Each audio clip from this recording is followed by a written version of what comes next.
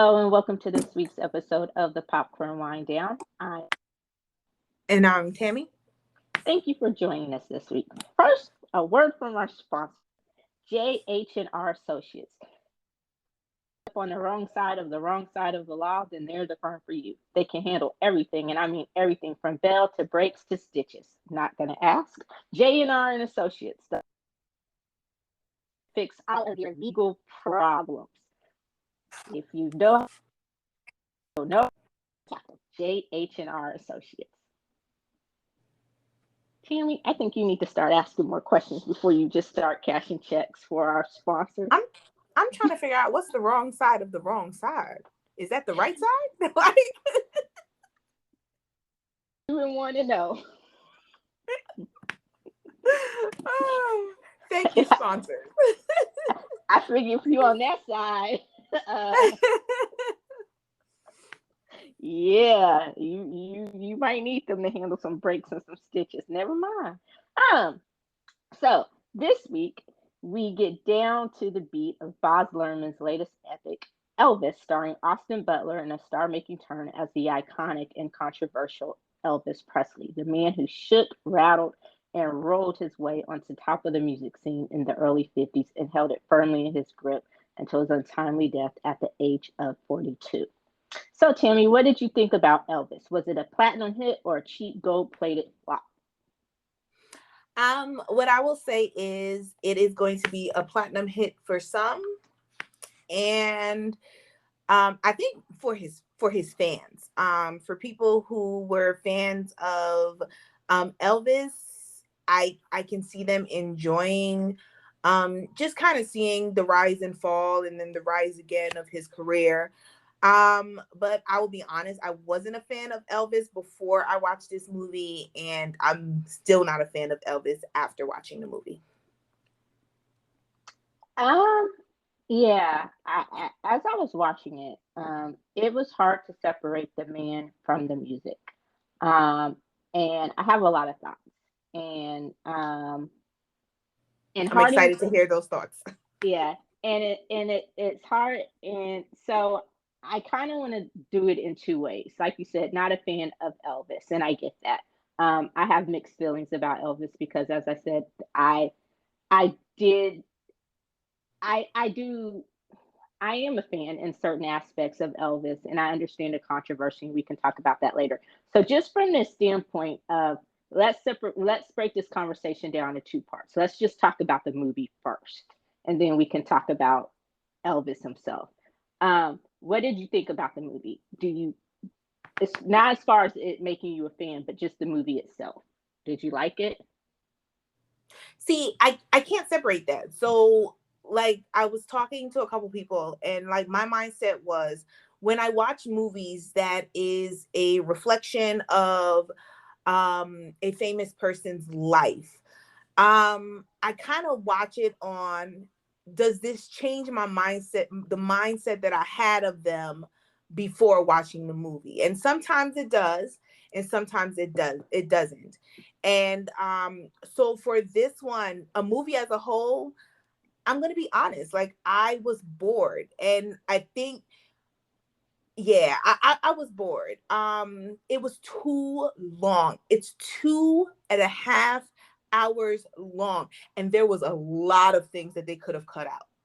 A lot of things. There are some points where I wish they had emphasized certain scenes a little bit more, to put more of a reflection on his life and who he was. But it was too long, and the more it dragged on, the less interested I was, if I'm being honest. What about you? Okay. Um, I first will say this. I kind of agree with you on that. In some places it was too long. And I think Baz Luhrmann, I think he tried to throw in too much and tried to make us believe too much that wasn't necessary. Yeah, it was long. I have mixed feelings about it. I will say this. Austin Butler, one thing I'm not confused about, one clear cut thoughts about on this movie. Austin Butler did a fan fucking tastic job as Elvis Presley. I will agree with Um, you on that.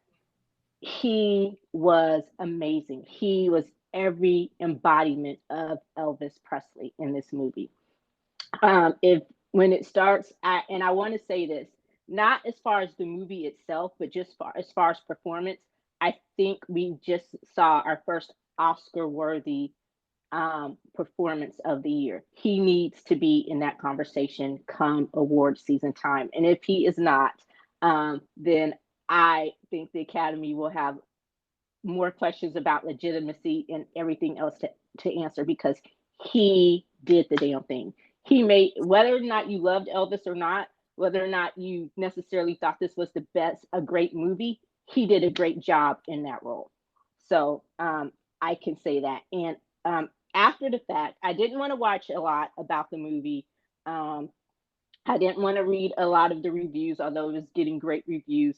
I didn't watch any of the interviews or any of his press tour before the movie. I waited till after to do that. But he did do the singing and dancing himself and playing guitar. And he's not a singer, actor type person or anything like that. So I can commend him on the job that he did as Elvis. And there's no controversy about that in my mind. There are no questions. There's no confusions. I'm just saying it clear cut. He did a fantastic job as Elvis. So can we? Is that one of the things that we could kind of just get out there that's unquestioned about the movie?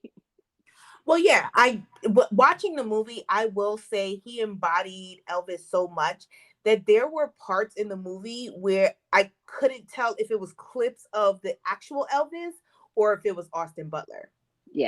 Yeah, that's how good. And they didn't use the clips of actual Elvis until the very end.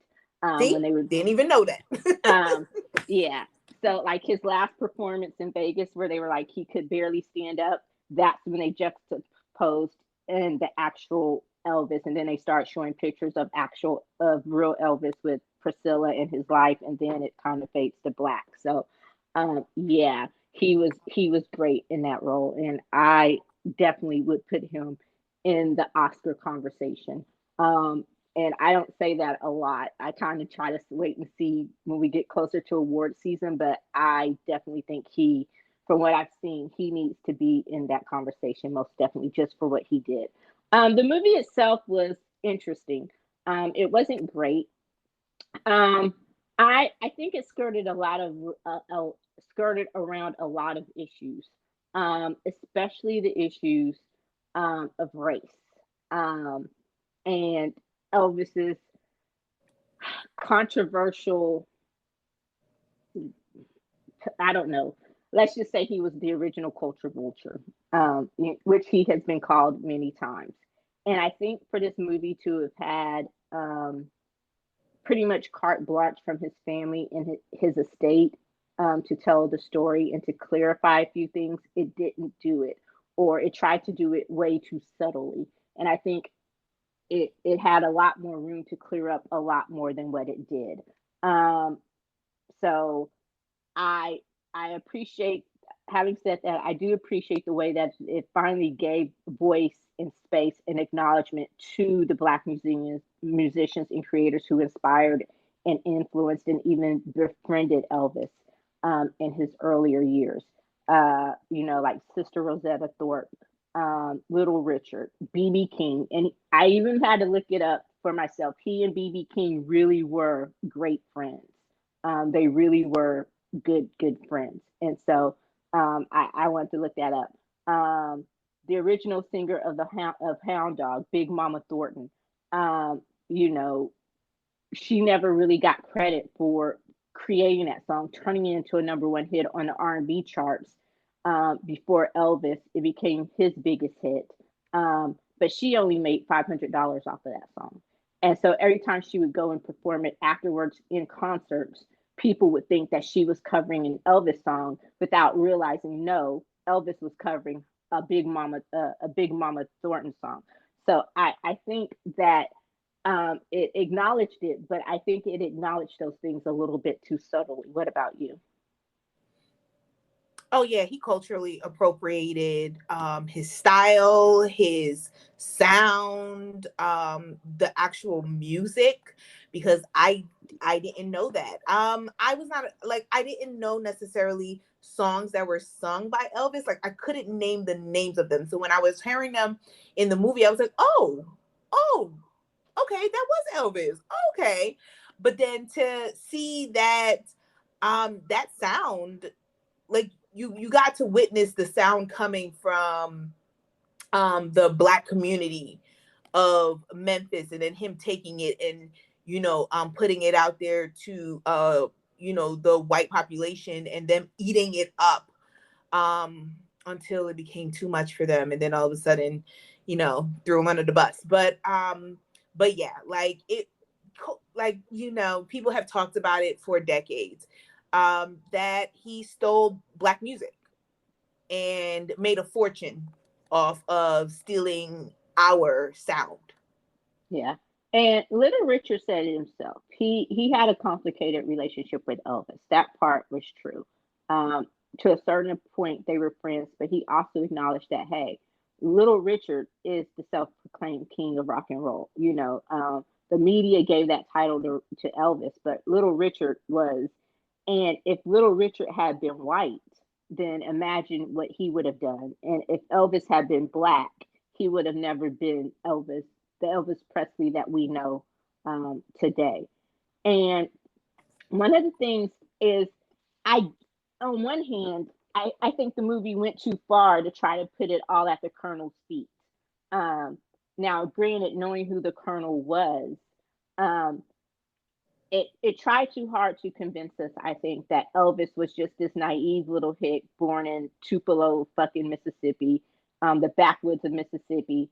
After his father's, put in jail for writing bad checks, they moved to Memphis, and he grows up, and he did grow up around black people. That part was true. Even when they lived in Tupelo, he lived in the black part of town. When they moved to Memphis, he lived in the black part of town. He hung out in the black neighborhoods. He hung out with black people. He hung out on Bill Street. All of that is true.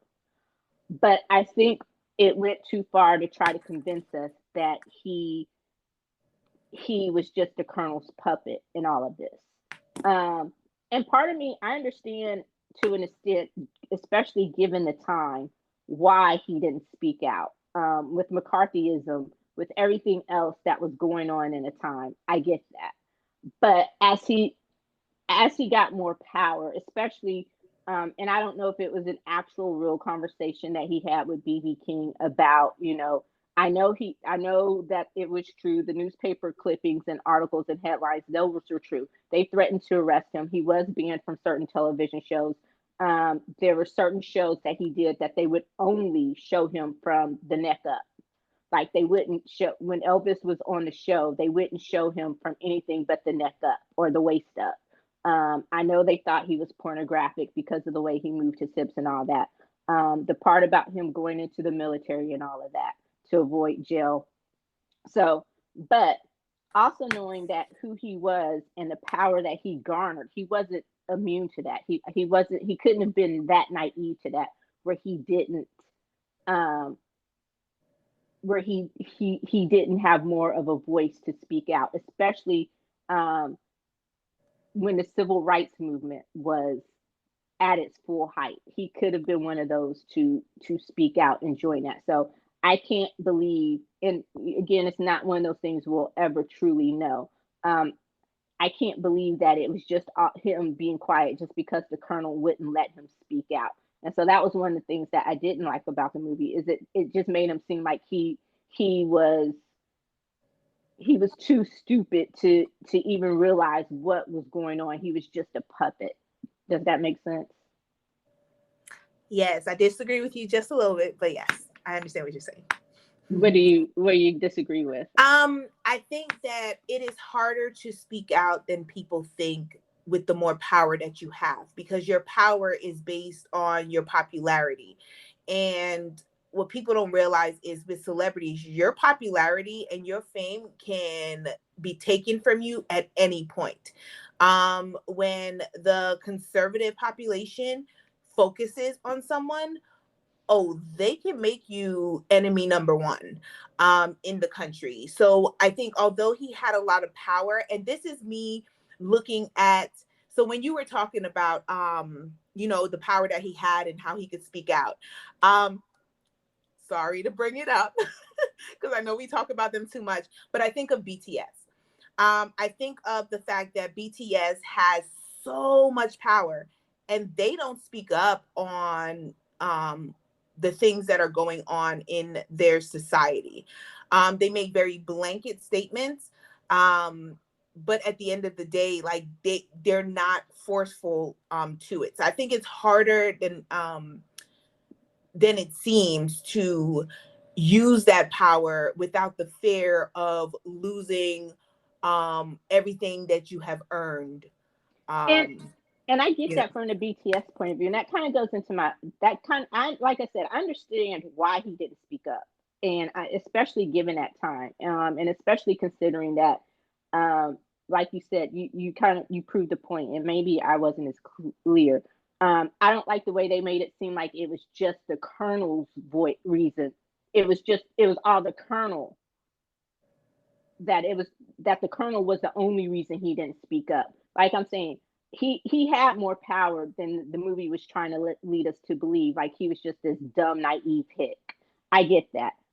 Whether or not he chose to remain silent, some of it was him. Does that make more sense? yeah, no, I get it. I just, even if it was him, I think that from a, I don't know, like I would more understand not speaking up. I think that being famous, I'm a very, very outspoken person. I don't know if I would be as outspoken as I am about my viewpoints of what I think about what's going on in society if I had the fame that he has, or I had the fame that, like, somebody like Beyonce has or something like that. I think Yeah, it is harder to speak up. It takes guts, and some people do it, but you can even see people who speak up, they don't do it to the full force that they should do it.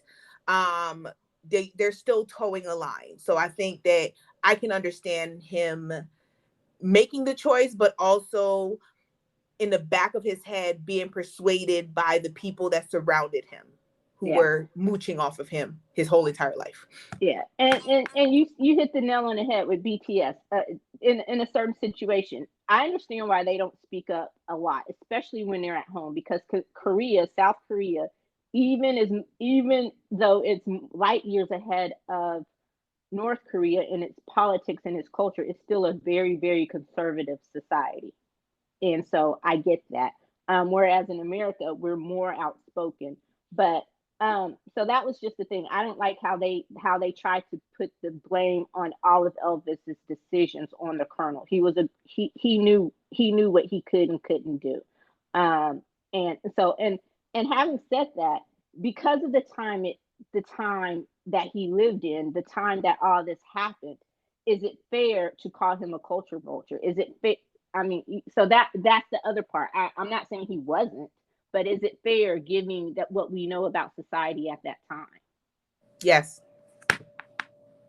Why would you say that? It I'm doesn't not dis- matter. I'm not disagreeing. No. It doesn't matter what the time is. Cultural appropriation is cultural appropriation. We can always make an excuse of at the like. Okay, so it's. I'm gonna give a very extreme example. It's the same thing as at one point it was okay in society to use the N word. It was okay in society to call a grown man a boy, right? So it's like, is it still okay to call them racist that they refer to them that way if that was the times? Yes, it is. So even as we understand that it was the times and everybody was basically doing it, that doesn't take away from the fact that he culturally appropriated our community and made millions off of us. Okay, I can't say I disagree. I just I'm not I know you're playing the disagreeing. devil's advocate, Eddie. Yeah, it's just interesting. Like I said, I have a very my fandom of Elvis is very complicated and very interesting. I'll explain a little bit more of that in a minute. I just kind of want to get through the movie before we talked about the man. Like I said, it is really hard to separate the two. Um, it's hard to separate the two. I was actually surprised when you said you wanted to do this. Oh, I just didn't. y'all, I only did this movie for Eddie because I know she's a fan of Elvis. Yeah, to a certain, like I said, that's a very complicated thing. I'll explain that in a moment. So what did you think about Tom Hanks's performance as the Colonel? Trash. Because you didn't like the Colonel, or you didn't like his performance? I didn't like his performance. I felt it was trash. Really, what made it trash? I just feel that I felt a little like it was phoned in a little bit. Like I didn't feel his performance. Maybe it's because of the character that he played, but Tom Hanks has not always played the best characters, but I didn't feel it. Maybe the Colonel felt fake to me as a character anyway. So because he felt so fake to me and such a caricature villain, that I just couldn't get into Tom Hanks' performance. So maybe that's better than saying that it was just trash. I mean, Tom Hanks is one of the best actors in the business, and you got to give him credit for that. But yeah, I didn't feel it. Yeah, I wasn't feeling it. Sorry. that's okay. I thought he did a good job as the Colonel, but there was something kind of off. And like I said, I waited till after we saw the movie, or after saw the movie, to watch their interviews and stuff like this. And so, his wife and Priscilla Presley, Elvis's ex-wife, are really good friends. Rita Wilson, and they've done charities and stuff like that together. So, what she did is she brought Priscilla over to their house, to talk to him. And one of the other guys, Jerry Schilling, the other guy in the movie who was trying to get him away from the Colonel, brought them to the house to talk about the Colonel and the relationship. And he said that he was expecting them to really have bad things to say about the Colonel, um, but they didn't. That they said he was not necessarily a good man, that he was shady. Um, and every time Elvis wanted to do something, he found a way to convince him to do otherwise. So that part was true. So it's just kind of like, wow. And when they did take him to court to get the money back, I think it was in the late '80s, early '80s, he came off the money. So it was just like, wow. But there's no doubt he was a con man, and Elvis was his greatest con. And they say the best part of a con is to layer it in a little bit in the truth. So you told Elvis from the beginning that you were a con man, that you were the snowman, and you helped people see what they wanted to see. And then you proceeded to basically con Elvis. Um, you know, uh, but like I said, I didn't. It wasn't necessarily to me that he was just this. In the beginning, yes, I could see him being this naive little boy from Mississippi, because everyone agrees. All the articles, all the books I've read, he was a weird kid. He was an outlier. One of the kids, and so I get that, but yeah, I don't know. The dumb hick. I don't know who just followed the Colonel blindly all his life. I don't believe that part. But um, but so having said that, I am a fan of Elvis, and I became a fan reluctantly. It was kind of forced up on me, and how that happened is I had never really been a fan of Elvis's movies, but I had a friend when I was young in sixth grade, and we lived in Lubbock, Texas, of all places. And she was my best friend. We moved away down here, and I went back to visit her for the summer. And she was like, "Let's watch movies." And I'm like, "Okay, what movies?" She goes, "We're gonna watch Elvis movies." I'm like, "Hell no, I don't want to watch Elvis movies." I'm like, I was like, Chuck D, fuck Elvis. And but I gave it a chance, and I actually liked his movies. He was a good actor, and I liked his movies. His And it kind of, now one question that the movie did explain to me or answer for me is why he stopped making certain kind of movies. Like his first few movies, some of the best Elvis movies were his dramatic movies, like Flaming Star, Love Me Tender, even Jailhouse Rock. Uh, though his dramatic roles, he really was a good actor. And then once he came back from the military, it was all those like Frankie and Annette, Beach Boy singing type musicals, and they were good. Some, especially the earlier ones that he did when he first got out of the movie military. Um, GI Blues, Blue Hawaii is one, will always be one of my all time favorite Elvis movies, along with Love Me Tender and Jailhouse Rock. Yes, I've seen every single Elvis movie. On his birthday or the anniversary of his death, they used to run have Elvis movie marathons for the whole weekend on Turner Classic Movies, and so I've seen every one of his movies at least once. So I am a fan of his movies. His music outside of his movies, it's hit or miss. I do have some favorite Elvis songs. And I think my mom was mortified when I came back that summer talking about Elvis and Elvis movies. Um, but I can appreciate the fact that she let me make up my own mind about the man after that. She didn't tell me I wasn't allowed to watch the movie. She didn't tell me, she has firsthand experience of what Elvis mania was like during that time. So and as I got older, my love of Elvis, I still liked his movies, but I understood more so what made him so controversial. Um, I understood, I understand why he is such a controversial figure, especially in the Black community. I cannot say that he isn't a culture vulture. Um, and you saw it. What was that part? I forgot what song it was, but they were in a club. He was in the club with BB King, and the guy was singing a song. He goes, "Oh, I should record that," or "I'm gonna record that," and it's just like the nerve. Like, really? Well, BB told him that he'll make it even more famous than the kid. Yeah, it was the Little Richard song. So Mm-hmm. it was just like, wow. But yeah, it was a lot. So is there any part of the movie that you did like? Was there a scene or a character that you There were particularly liked? multiple scenes that I liked. I just think because it was so long, there was more boring there were more boring moments than entertaining moments because of how long it is. Um so I like the overall story because like I said, I went into this when I mean I knew nothing of Elvis, I knew nothing of Elvis. I didn't Really? know what Yes, I didn't know what songs Elvis had sung. I didn't know what songs he was most famous for. I didn't know any of the names of his movies that he did. I knew nothing about his life. I knew the main players, like I knew who Elvis was. I knew what the name of his wife is, the name of his daughter.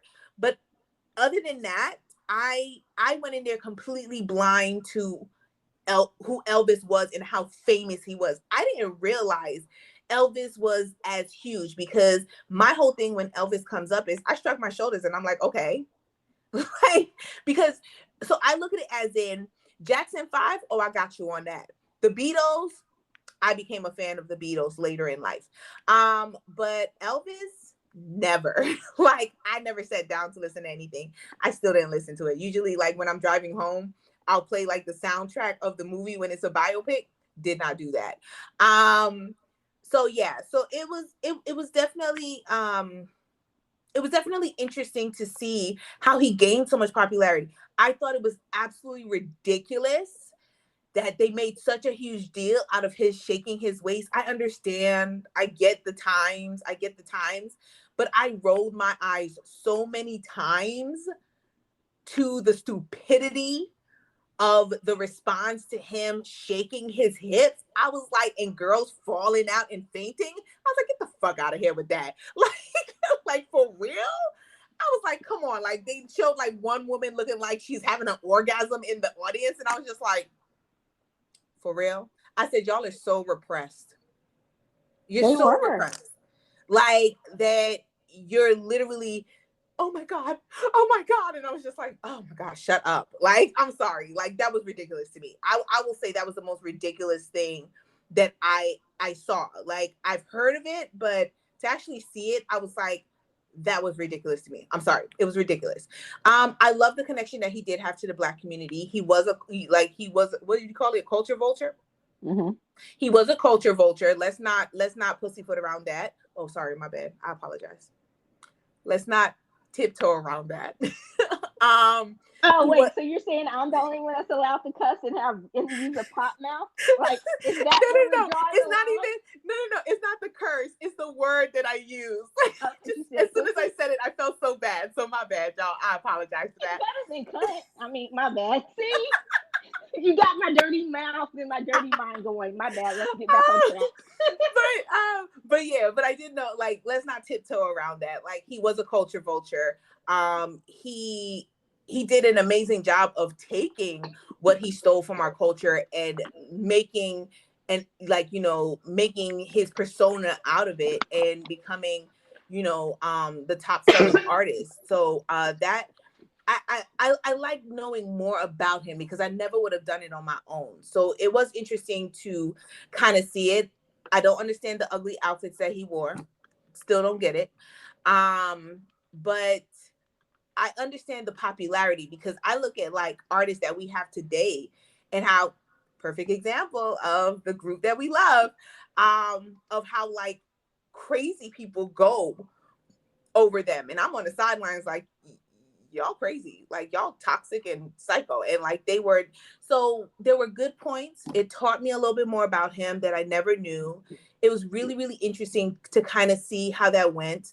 I will say there were two scenes that absolutely broke my heart. Um, so the first scene is, of course, when his mom dies while he's in the war. And just sad because you could tell out of his mom and his dad was nobody to him, really. I just feel like his dad was there, but his mom was his rock. So him losing his rock. And then the second that really made me sad was when you realize that his marriage to Priscilla was over. That scene where he's walking around and you think it's going to be, oh, because like he's all on the women and she knows he's cheating on her and now he's publicly showing it. But when she like, she says like, that didn't matter to me. Like I knew it. And that's just what it was. But when she finally walks out on him and they're having that last scene on the stairs, I thought that was just so heartbreaking. To see that even though they loved each other, they couldn't be together. And when he says, when you're 40 and I'm 50, we're going to come back together, and to think that he only made it to 42, so yeah, so there were some really, really amazing parts of the movie that I enjoyed. And then there were some parts that I could literally watch it again and just start slashing scenes out of the movie to make it better. Yeah, I read her autobiography when I was younger, and I'm sure she's probably written another memoir or something since then. But I think this is one of her first ones. I think it was called Elvis and Me or something like that. And she talked about it, and very clearly, they met when she was 16. He was 26. That seemed to be a time. They got married when she was 18, I think. when Yeah, she so was she turned actually legal. when she was legal. Um, and she did know, and it was a combination of the drugs and everything else, and having a daughter. But he was the love of her life, and she was the love of his, and she did a great job of, after he died, protecting his legacy, or trying to, for their daughter. Um, and that was a heartbreaking scene. Um, he really loved gospel music. Um, like I said, his relationship to the Black community, um, is complicated. I guess in hindsight, in the history, and especially since now he never lived, I guess, long enough to get to the point where he could actually clarify a lot of things himself, um, in terms of what how he really felt, what he did. And like I said, I guess the movie tried to answer those questions, but it did so a little too subtly for my taste. Um, Especially as a, a black fan. Um, I, I, I, I can still consider myself a fan. I still watch the movies if they're on. Sometimes I'll pull up one of my favorites. Like I said, I do. I can tell you his songs. I can tell you, uh, you know, his movies. He had over 600 songs. He never wrote a full song by himself. He was listed or given co-writing credit on a lot of those songs. A lot of his songs were covers, especially in the early days, of black songs, from rhythm artists, blues artists. Um, and I guess he was that cross, he took that position of where rock started in the black community, from rock and blues, um, from that juxtaposition of he melded rock or blues and country together, and it becomes this, I don't know, this different genre. Um, but yeah, um, it's just I don't know. It didn't do any. The movie, I'm with you. The movie didn't do anything to make my relationship to the fandom. It didn't do anything to make it less complicated, if that makes sense. It didn't do anything to clear it up. If anything, it left me with more questions than answers. And I get it wasn't a straight on biopic. In the beginning, it was kind of weird. Some of the things that threw me off were like that cartoon writing, and I'm like, what the fuck am I watching? And so I'm glad it calmed down, like especially when you first met the colonel and it seemed like it was jumping from place to place. And I'm like, oh God, this is gonna be so weird. So I'm glad it calmed down from that weirdness and it did kind of tell more of a linear story after we got out of his childhood. You know what I'm talking about? Mm-hmm. So I'm glad the story became more linear, but I'm with you. Time telling different things. He and his mom were very, very close. He was a mama's boy. Um, I think, and we've talked about it. I think in comparing him to another tortured quote unquote genius. Say what you want about Kanye West, he is a musical genius, and he and I'm not using it as an excuse, but he's one of those people who he's never properly dealt with the grief and got over the loss of his mom. And Elvis was a lot of the same way. Not necessarily some of the same vices, but it did break him when his mom died to a certain extent. I don't think he ever truly got over that.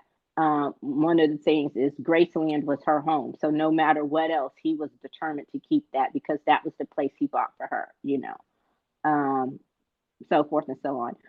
I still have not, believe it or not, I still have not been to Graceland yet. That is on my list of places I want to see.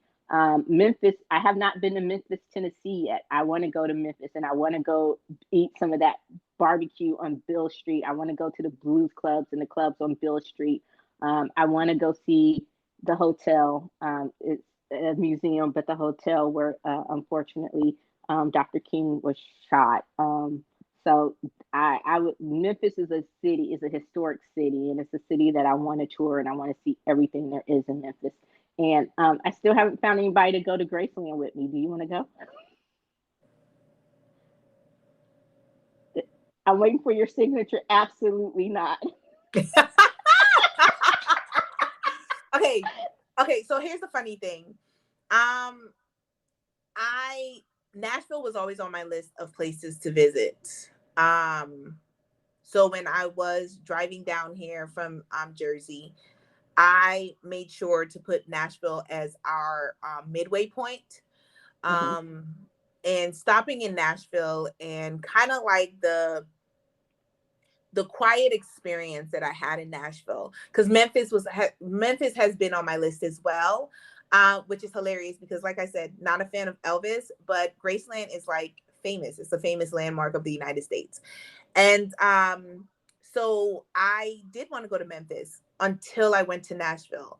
And just the quiet racism in Nashville kind of turned me off of visiting um, a Memphis. So I'd be open to going to Memphis. I just have to, go there knowing that at some point I'm going to see something that lets me know I'm definitely in the deep Confederate South. Oh yeah, yeah, get used to I was in a bubble. I'm from the North. I was in a bubble. it. Yeah. So having said that, check out the site. You know, I will put up some of my favorite songs, and I will also put up a list of my top Elvis movies that I would recommend for anyone who likes Elvis movies. Um, and I don't know. I would say maybe I could get Tammy to watch one, but I also know that's going to be an absolutely not. Absolutely not. You right. You right on that one. Oh, So you gonna get that statement. I'll get my sound effect before I get her to watch an Elvis movie, Oh probably. yes. Oh yes. Let me get started on working on that. um, but having said that, what would you rate this movie? How many Um, popcorns are you giving it? I'm going to be nice. I will say, like I've been saying it over and over again, it's really long. I wouldn't suggest you go see it in theater. It was extremely long. There was a lot of unnecessary scenes, but I agree with you that Austin Butler did a phenomenal job. Like, I mean, he was so in the role of Elvis. I told you, like, I did not know where Elvis ended and Austin began throughout the whole entire movie. And I'd probably say like that's the first time where I could not tell the difference between the actual artist and the actor. So I am going to give the movie 2.75 popcorns. Yeah, but I would just say enjoy it from your home when it premieres on TV at some point rather than going to the theater. Yeah. I'm going to be.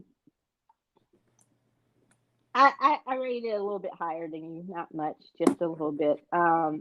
Just because of the nostalgia, it did bring up some nostalgia for me about Elvis, and I went back and I looked up a lot of things. Like I wanted to know about his relationship with um, BB King, if it was real, if it's something that they kind of sort of manufactured for the movie, but it was indeed real. Um, and Vanity Fair, which I am going to link, I'll link into the actual post as well. They had a great article about his relationship, his complicated relationship in, with the black community and black musicians at the time, and what some of those musicians actually thought of him. So I'll link that as well. But I will give the movie 3.25 stars. Some of it's for my nostalgia. Some of it is just because Austin Butler, majority of it is because Austin Butler did a phenomenal job. It's one of those where the movie wasn't necessarily the best. It could have been a little bit better. Um, but for the actor who played the role, he is what saved the movie because he was phenomenal. He was the embodiment of Elvis. I'm all here for the Oscar talk. If he is left out of the conversation, there should someone should be trying to beat the Academy down. So yeah, that is where I stand with Elvis. You have anything else to follow up? No. All right. So that does it for this week's episode of the Popcorn Wind Down. Please be sure to listen, like, follow, and comment on Apple Podcasts, Google Podcasts, Spotify Podcasts, Amazon, and iHeart. We are growing, growing, growing.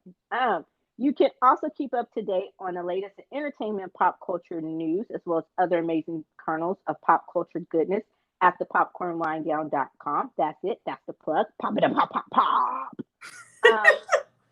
Thank you as always, and be sure to join us next week when we discuss The Summer I Turned Pretty. So until next time, I'm Eddie. And I'm Tammy. Bye. Peace.